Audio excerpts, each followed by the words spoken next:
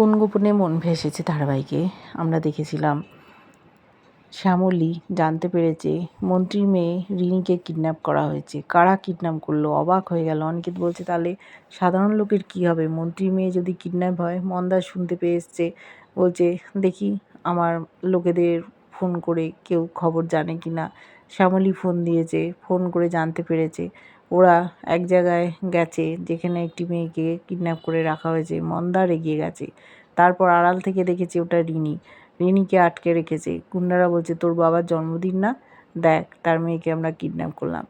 মন্দারের সাহায্যে, পুলিশের সাহায্যে রিনিকে ওরা উদ্ধার করে বাড়ি নিয়ে এসছে মন্ত্রী অবাক হয়ে গেছে মন্দারের কাণ্ড কারখানা দেখে। ও আবার বলেছে জন্মদিন পার্টিতে আমার যাওয়ার কথা নয়, পারমিশন নেই। তখন উনি বলেছেন যে মন্দারের মতো একটা লোক যদি আমার পাশে থাকে আমার কোনো ক্ষতি হবে না। এদিকে এটা আন্না ভাইয়ের চাল ছিল, নিজেই মন্ত্রী মেয়েকে কিডন্যাপ করিয়ে মন্দারকে দিয়ে অর্থাৎ রঘুকে দিয়ে উদ্ধার করালো, যাতে মন্ত্রীমশাইয়ের সামনে যেতে পারে। জন্মদিনের কেক বানাবে শ্যামলী, সেই কেকের মধ্যে থাকবে বোম, ফেটে যাবে জন্মদিনের দিন।